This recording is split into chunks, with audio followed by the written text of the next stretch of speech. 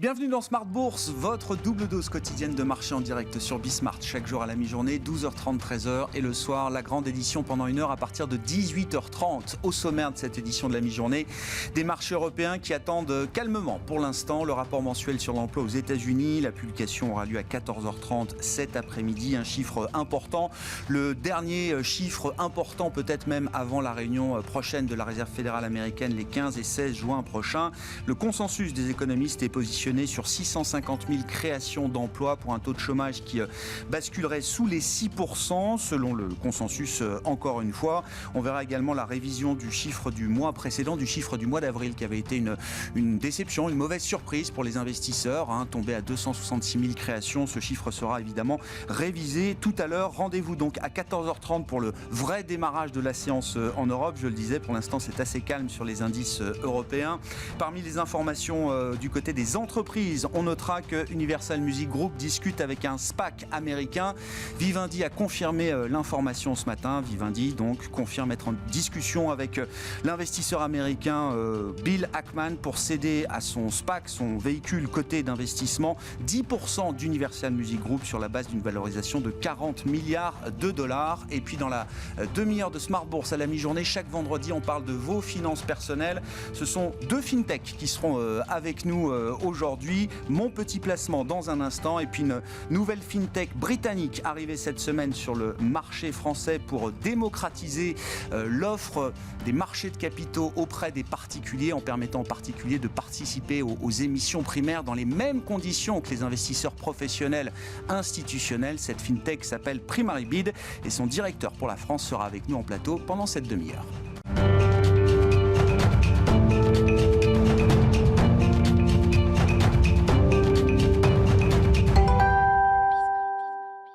Et des marchés européens qui évoluent sans grande tendance. À mi-séance, le résumé complet, c'est avec Nicolas Pagnès depuis la salle de marché de Bourse Direct.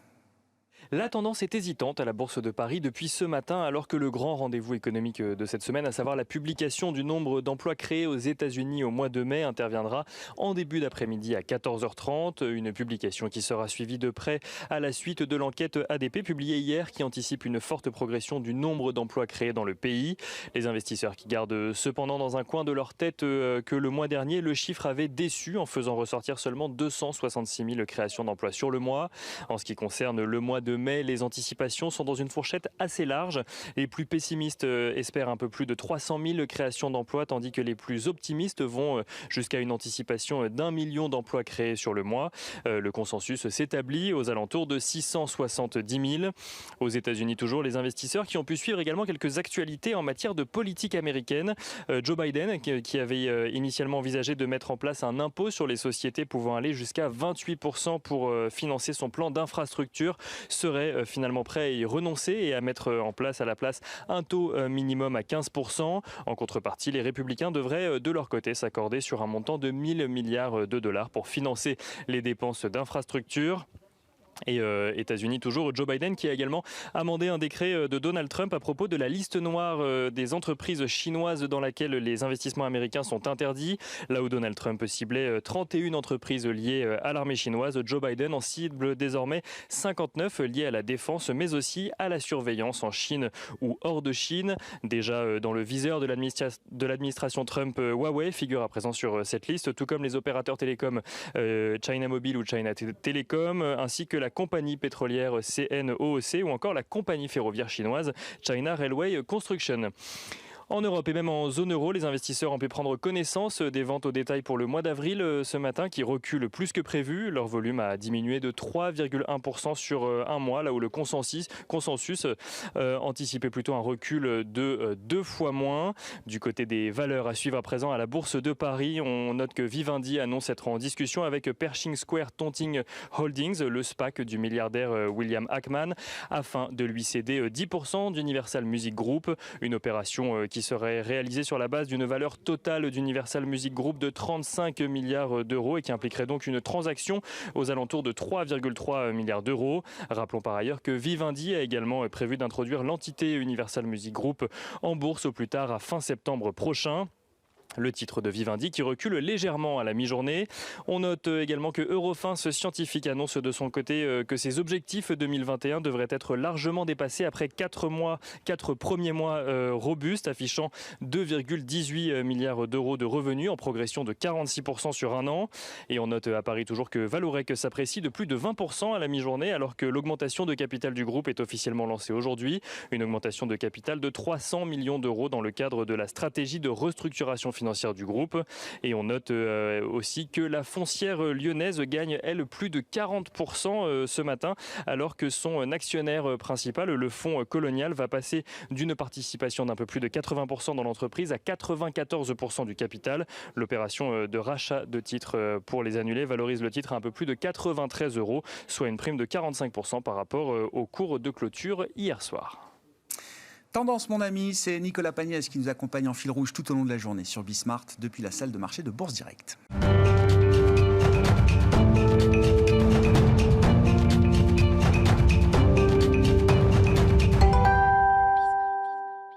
Et on parle dans cette émission de la mi-journée sur Bismart des particuliers et de l'investissement. Et c'est Thomas Perret, fondateur de Mon Petit Placement, qui est avec nous en visioconférence depuis Lyon. Bonjour et bienvenue Thomas.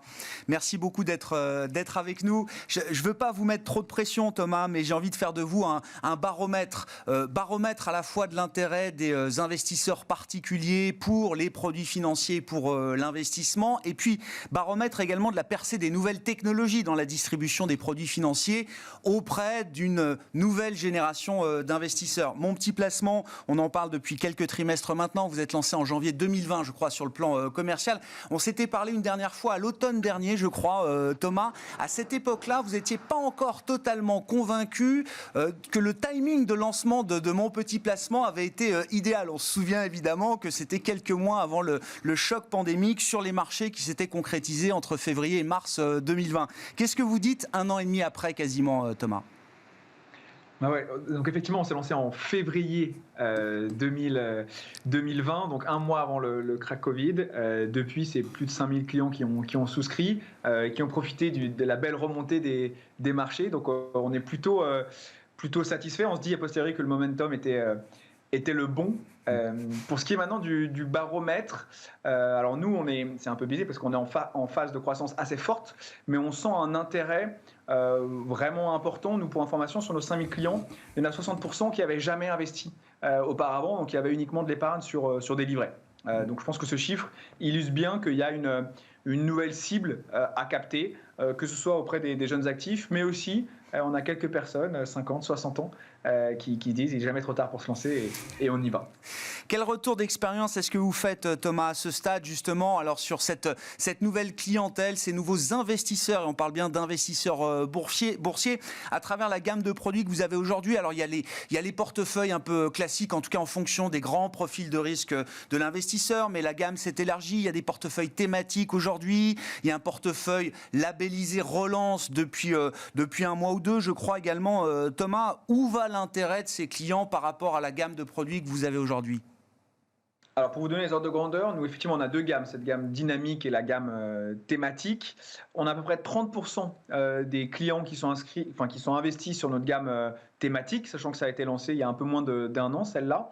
Et on sent qu'il y a une montée en puissance assez forte. Et parmi les thèmes, je pense que je ne vais pas vous étonner, mais le thème du climat, de la tech et de la santé sont les trois gros leaders parmi notre offre, à la fois parce que ça a été tendance ces 12 derniers mois, mais également parce qu'en termes de performance, ça a offert des performances assez importantes, même si depuis le premier semestre 2021, il y a quelques rotations sectorielles qui font que ça a un peu plus souffert.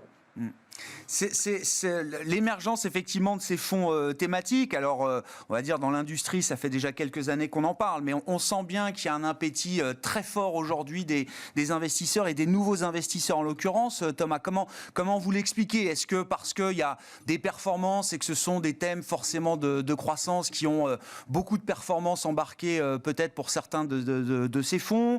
Est-ce que c'est un intérêt parce que les thématiques apportent du sens? On parle beaucoup de l'investisseur qui cherche à mettre du sens dans son épargne. Est-ce que c'est une réalité dans les faits, au-delà du discours? Alors, je pense qu'il y a un peu de tout. Un des drivers principaux, c'est effectivement la volonté non pas de uniquement dynamiser son épargne, mais également de donner du sens, de savoir où est-ce que va aller mon argent, qu'est-ce que ça va financer. Et c'est quelque chose qui est offert notamment par les portefeuilles climat.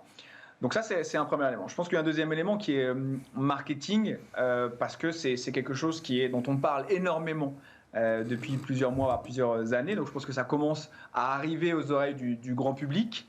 Je pense qu'au côté des sociétés de gestion, des fonds d'investissement, il y a un peu plus d'effort qui est fait pour apporter de la transparence, apporter de l'information vulgarisée sur ces thèmes qui permet d'aller toucher une nouvelle cible. Et effectivement, comme vous l'avez dit, en plus de ça, il y a des perfs qui ont été super intéressantes, qui ont pu intéresser même des personnes qui avaient moins ce critère numéro 1 de donner du sens à son investissement. Donc je pense que c'est l'accumulation qui fait que c'est vraiment une tendance forte, même si nous on le voit, c'est que 30% entre guillemets de nos encours sous gestion, et donc on prévoit que c'est encore une tendance durable sur les mois et les années à venir, à construire entre les plateformes comme nous pour apporter du contenu, mais également du côté des fonds pour continuer à améliorer le travail sur les sujets des thématiques. Qu'est-ce que vous constatez du côté des comportements de vos clients? Et encore une fois, ce qui est très intéressant à décrypter avec vous, c'est les comportements de la nouvelle génération d'investisseurs. Alors, qui n'est peut-être pas celle qui a le plus d'argent disponible aujourd'hui, qui en a peut-être un peu. Comment est-ce qu'ils investissent? Est-ce qu'il y a une manière régulière d'investir? Est-ce qu'il y a beaucoup d'arbitrages qui sont faits de la part de ces clients? Ou est-ce qu'au contraire, ils ont tendance à laisser dormir leurs investissements, ce qui est d'ailleurs pas une mauvaise manière de faire quand on investit en bourse, il faut le préciser, Thomas. Qu'est-ce que vous constatez? Alors, effectivement, c'est un très bon moyen de gérer ses émotions. Donc nous, pour donner quelques chiffres, on a à peu près 87% de nos clients qui mettent en place des versements réguliers. C'est quelque chose sur lequel on insiste beaucoup, qui a beaucoup de vertus, notamment dans un contexte de marché assez incertain comme on a eu depuis la dernière année. Donc ça, c'est un point. Ensuite, pour vous dire un petit peu le comportement type d'un client, souvent sur le premier mois, après avoir souscrit à mon petit placement, il vient beaucoup trop régulièrement, c'est-à-dire une fois tous les jours ou tous les 2 jours. Et on voit ensuite que cette courbe diminue au fur et à mesure qu'il devient utilisateur de mon petit placement. Et en moyenne, nous, un utilisateur vient une fois toutes les 2 semaines pour avoir accès, bien sûr, à l'évolution de son portefeuille, mais avoir accès à différents contenus, que ce soit des contenus marchés, des contenus macroéconomiques, pour utiliser mon petit placement à la fois pour faire fructifier son épargne, mais également pour monter en compétences, qui est une vraie demande qu'on perçoit sur la... Je crois qu'on a un petit problème de son, Thomas. Je ne sais pas si le micro est bien allumé de votre côté, mais oui, il y a un besoin d'augmenter ses compétences. On a des investisseurs qui veulent vraiment s'engager, selon vous, sur le long terme et acquérir une éducation financière peut-être qui manque. C'est un sujet qu'on écarte régulièrement en France, mais qui est quand même le nœud du sujet et sur lequel on revient assez souvent. Il y a cet appétit-là que vous constatez. Super important. Il y a cet appétit, cette volonté de comprendre, qui est, je pense, vraiment liée à cette nouvelle génération, entre guillemets, de dire, maintenant, je ne vais pas mettre mon argent dans une boîte noire, c'est-à-dire qu'il faut que les fonds soient transparents, mais également tout le processus en amont, la philosophie, la méthodologie, il faut que je puisse bien la comprendre avant de vraiment pouvoir me lancer. Donc nous, on est presque autant, sans réduire la proposition de valeur de multiplacement, un service pédagogique qu'un service d'investissement et d'accompagnement. Un mot aussi de la stratégie de partenariat, alors qui est active, Thomas. Moi, je retiens, et c'est peut-être le partenariat qui a accroché l'esprit de tout le monde il y a 2 mois à peine, je crois. C'est le partenariat avec Lydia, donc qui est l'application de paiement française de référence. Je crois qu'ils ont, vous allez me le dire, Thomas, mais j'ai vu 4 millions d'utilisateurs et qui se définit aujourd'hui au-delà d'une simple application de paiement. C'est vraiment la super app. C'est comme ça que Lydia se définit aujourd'hui, la super app de services financiers au sens large. Et vous êtes, vous, intégré aujourd'hui à cet écosystème-là. Alors, quel est l'intérêt du partenariat pour vous avec Lydia? Et déjà, est-ce que vous mesurez des retombées de ce partenariat récent? Effectivement, il passe d'un service de paiement à un service vraiment de prescription, un hub de services financiers, comme ils veulent l'appeler. Nous, l'intérêt est énorme, parce que comme vous l'avez dit, ils ont une base client de près de 4 millions d'utilisateurs. Donc ça permet d'aller accélérer fortement notre croissance et notre notoriété. Il y a un intérêt aussi pour l'utilisateur, parce que ça nous permet de faire des offres communes avec les utilisateurs qui viennent de la part de Lydia. Et effectivement, nous, on a Lydia, mais on a aussi une dizaine de partenaires FinTech, toujours dans cette volonté à la fois d'étoffer la base de personnes qu'on peut toucher, mais également pour les partenaires d'offrir des services financiers les plus larges possibles. Souvent, ils sont dans une verticale et ils font appel à d'autres partenaires pour dire on peut faire du paiement, du prêt, de l'épargne, de l'investissement. Donc moi, je pressens que c'est une dynamique, ce hub de services financiers, qui est, comme les thématiques dans l'investissement, une tendance en forte croissance. Mmh. Et déjà, vous mesurez les retombées de ce partenariat et des autres également, Thomas ? Ouais, pour donner quelques chiffres, notamment sur Lydia, donc lancé il y a 3 mois, un peu plus de 2000 inscrits. Petit problème de son, Thomas, je ne sais pas, je vous laisse reprendre. On vous entend, Thomas, pour conclure effectivement là, sur les retombées du partenariat Lydia. Donc je disais, depuis 3 mois, à peu près 2000 inscrits, 500 clients. Donc pour nous, c'est à peu près 10% de la base qui vient de rien que ce partenaire. Donc vous voyez que c'est assez important, sachant qu'il y a des montées en puissance et en compétences des deux côtés à faire encore. Donc nous, c'est des sources très importantes, ce qui va nous permettre vite de rattraper les acteurs traditionnels grâce à la force des jeunes fintech. Merci beaucoup Thomas, merci d'avoir pris le temps de faire ce petit point d'étape là dans le développement de Mon Petit Placement. Thomas Perret qui était avec nous en visioconférence depuis Lyon, le fondateur de Mon Petit Placement.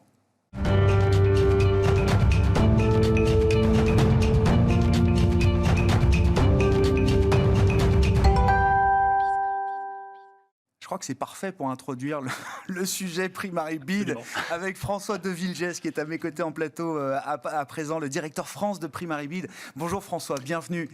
Bonjour Grégoire. Vous allez nous expliquer ce qu'est PrimariBid, qui est, alors je le disais en introduction, une fintech britannique qui a déjà quelques années d'existence, on va dire 5 ans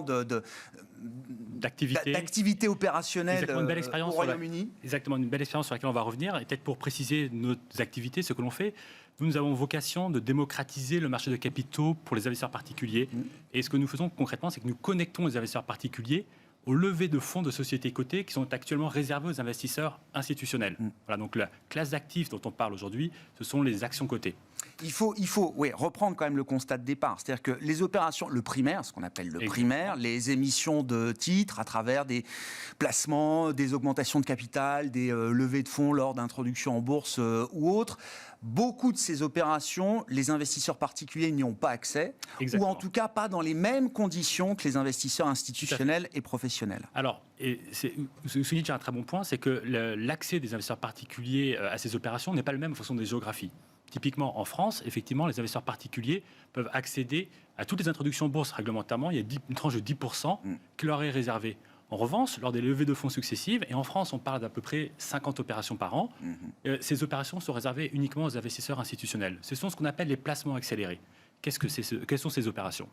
Ce sont des opérations qui sont déjà des augmentations de capital sans droit de souscription ou des opérations de cession de blocs d'actions qui durent que quelques heures. Elles sont lancées à la clôture des marchés, à 18h, placées avec une décote par rapport au cours de bourse et réservées aux institutionnels.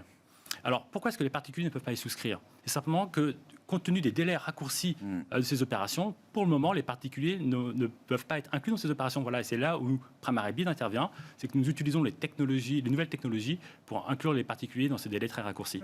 Non seulement l'investisseur ne peut pas y participer, mais celui qui est particulier et actionnaire de la société, la décote fait que très souvent, il se retrouve même un peu pénalisé le lendemain. Voilà, en tout cas. Il est dilué sans contrepartie. Il peut, d'une part, pas monétiser sa dilution, comme c'est le cas lors d'une augmentation de capital avec droit préférentiel de souscription, et d'autre part, il ne peut pas participer à l'opération. Bon, comment ça marche concrètement la plateforme PrimariBid là ? Et vous avez déjà mené 140 opérations au Royaume-Uni. Voilà, pour revenir sur l'historique, PrimariBid commence son internationalisation par la France. C'est une plateforme qui est active depuis 2016 au Royaume-Uni avec beaucoup de succès, puisque nous avons réalisé plus de 140 opérations avec tout type d'émetteurs, et dont 100 opérations sur les 12 derniers mois. Quand je dis tout type d'émetteurs, c'est tant des sociétés small et mid cap que des émetteurs de type large cap. Alors les noms vous parleront peut-être pas, mais nous avons fait des opérations avec Ocado, Taylor Wimpey, Compass, Aston Martin, alors que je pense pas un peu ça plus. Ça peut parler à certains. Voilà. Ce qui est aussi intéressant de noter, c'est que ce sont des opérations qui rencontrent beaucoup d'engouement et aussi qui sont généralement de bons placements, parce que sur les 100 dernières opérations que nous avons réalisées, 81% d'entre elles affichent une plus-value. Ça, c'est un point clé. Ça, c'est un point clé parce que très souvent, alors je regarde beaucoup les introductions en bourse. Il y a parfois des déceptions, et parfois des déceptions majeures après des opérations d'introduction en bourse qui ont été faites dans des conditions de pricing parfois pas forcément très heureuses. Alors, c'est un très bon point. Et effectivement, la classe d'actifs dont on parle, les placements accélérés, c'est la même classe d'actifs que les introductions en bourse, avec des différences qu'il faut préciser. Certes, lors d'une introduction en bourse, on a 2 semaines pour étudier le dossier, il y a un prospectus, en revanche, il n'y a pas d'historique boursier. Donc c'est très difficile pour lors d'une introduction en bourse que le titre trouve vraiment son cours d'ajustement, sa juste valeur, je dirais. Certains professionnels refusent même eux-mêmes de faire du primaire sur des introductions en bourse tant qu'ils n'ont pas un track record d'un an. C'est leur choix. Après, qui dit risque, il dit aussi risque dans les deux sens. On est d'accord. Nous, nos opérations, c'est le même esprit, c'est-à-dire qu'un euro investi va venir au capital de l'émetteur. Donc, on parle d'offres primaires. Elle ne dure que quelques heures. Donc oui, il faut être actif. Il y a une décote. Mais pour analyser le dossier, vous avez tout l'historique boursier. Vous savez quelle était la performance du management lors des dernières années. Et ça, c'est une grosse différence. Comment vous mesurez l'engouement sur l'arrivée du marché français, on va dire, François, l'engouement à la fois du côté des émetteurs, vous avez de très beaux partenaires, Euronext notamment, puis un certain nombre de brokers retail, Bourse Direct, partenaire également avec nous, et puis du côté des particuliers, mais ça on le verra sur les opérations, mais déjà comment est-ce que vous êtes reçu par l'écosystème Euronext parisien, on va dire? Exactement, déjà c'est un très bon point ce que vous signalez, c'est que nous on est une plateforme, c'est-à-dire qu'on va connecter les investisseurs d'une part, donc il faut se poser la question de l'accueil que nous réservent les investisseurs, et les émetteurs d'autre part. Okay. Si je commence par les émetteurs, je dirais l'accueil, il est enthousiaste. J'ai pas d'autres mots en fait. Et c'est pas que quand je dis émetteur, c'est aussi l'écosystème des émetteurs. Oui, quand je parle à un émetteur, je lui apporte une solution tout simplement. C'est que l'exclusion des particuliers dans ces opérations n'est pas volontaire, n'est pas de cynisme de leur part. C'est simplement que les infrastructures de marché ne permettent pas d'inclure les particuliers pour le moment. Et moi, j'apporte la solution, c'est-à-dire que je leur offre une nouvelle option de financement. Actuellement, ils ont 2 choix. Ou il faut une augmentation de capital qui va durer plusieurs mois, avec une période d'offres et d'exposition au risque de marché de plusieurs semaines, et c'est beaucoup de complexité, et c'est un coût pour eux. Mais ils peuvent inclure les particuliers. OK. La deuxième possibilité, c'est un placement accéléré, donc qui va être beaucoup plus rapide, beaucoup plus allégé, mais sans les particuliers. Et moi, je vais leur proposer de garder le processus accéléré, la documentation simplifiée d'un placement accéléré. Pour réconcilier, en fait, c'est ça, les deux intérêts des deux types d'opérations. Exactement. C'est notre proposition de valeur. C'est quelque chose qu'ils n'imaginaient même pas possible d'une certaine manière. Exactement. C'est ça. Exactement, voilà. Et c'est le but de notre, en tout cas, une des raisons d'être notre partenariat avec Euronext, c'est de relayer cette nouvelle option de financement auprès des émetteurs. Voilà. Et donc, effectivement, l'accueil des émetteurs, il est très, très enthousiaste. Je pense que l'accueil des banques d'affaires aussi, qui peuvent agir en prescripteurs de nos offres, avec qui nous partageons nos commissions. Nous essayons de créer un écosystème très vertueux autour de notre arrivée sur le marché français, est également très enthousiaste. Oui, c'est ça. Petite parenthèse sur la rémunération, ce sont les émetteurs qui vous rémunèrent, c'est ça? Exactement. C'est un service. Exactement, une commission de placement auprès des émetteurs. Et nous pouvons la redistribuer aux intermédiaires, que sont donc nos partenaires de distribution, on y reviendra, mais également les apporteurs d'affaires, en l'occurrence les banques d'investissement.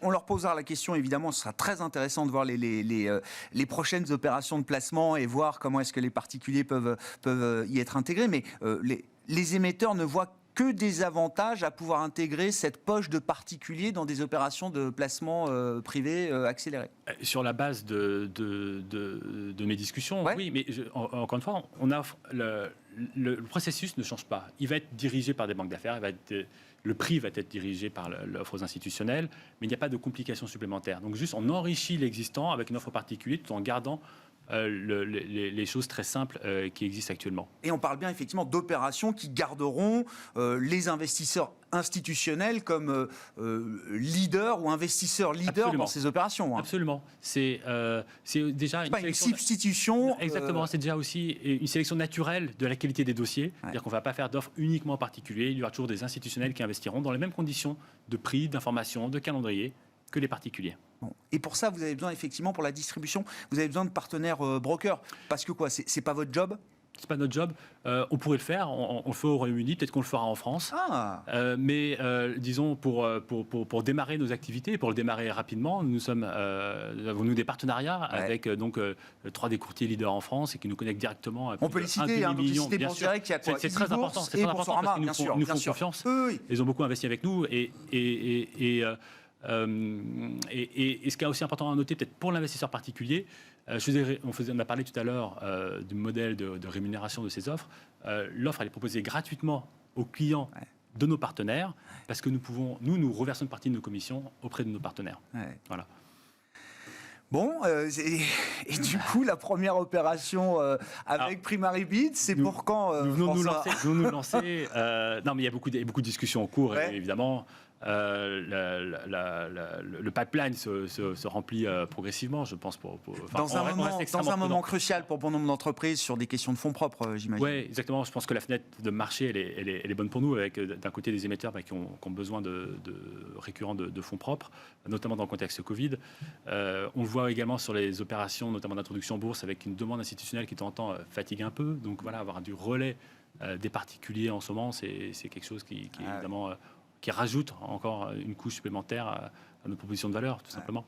Et pourquoi le marché français comme étant... C'est la première fois que Primaribid sort du marché britannique, c'est ça? Exactement. Et pourquoi le choix du marché français avant tout en Europe? C'est très intéressant, c'est qu'il y a 2 éléments. On va revenir rapidement sur l'élément de taille de marché, un peu premier élément d'analyse, avec d'un côté beaucoup des émetteurs très actifs sur le marché de capitaux, notamment dans le sens de la vie, dans les énergies renouvelables. Également, de l'autre côté de la plateforme, des investisseurs particuliers très actifs et dynamiques. Ok, d'accord. Mais ce qui nous a attirés en France, c'est la tradition, disons, de traitement équitable des actionnaires particuliers, et notamment, ce qui est unique en fait en France, c'est l'inclusion des particuliers lors des introductions en bourse, ce qui rend notre produit extrêmement naturel pour le marché français. C'est-à-dire que ce qu'on fait, c'est une extension très naturelle des introductions en bourse dans d'autres géographies européennes, notamment au Royaume-Uni. Et oui, c'est ça. Il n'y a pas la part retail. Il n'y a pas la part retail. Voilà. Donc, ce qui rend notre développement un peu moins naturel, un peu moins évident, tout simplement. Et on peut imaginer, enfin vous pouvez imaginer que oui, la part des particuliers dans ces opérations va croître structurellement peut-être grâce à une plateforme comme la vôtre. Nous, c'est notre vocation, tout à fait. Et pas seulement dans une géographie individuelle, mais intergéographie. C'est tout à fait l'objet du partenariat que l'on a avec Euronext, qui couvre 9 géographies européennes. Bien sûr. Et notre vision à terme, c'est qu'un investisseur particulier français puisse souscrire une introduction en bourse d'une licorne hollandaise, par exemple.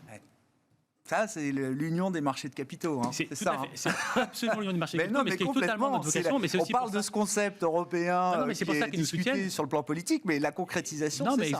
Exactement. Et l'union des marchés des capitaux sur le volet offre primaire. Et ça, c'est très important. Merci beaucoup François, merci d'être venu nous parler de Primaribid. On aura l'occasion de se reparler, je pense, pour faire un point sur les premières opérations. Il faudra que vous nous racontiez comment tout ça s'est passé. François de Villegesse, le directeur France de Primaribid. Très bientôt, ça veut dire quoi dans les prochaines semaines? Nous, on est soumis aux aléas de marché, vous savez. On suivra ça avec attention. Merci beaucoup François de Villegesse, directeur France de Primaribid, avec nous dans Smart Bourse à la mi-journée. On se retrouve ce soir en direct à 18h30.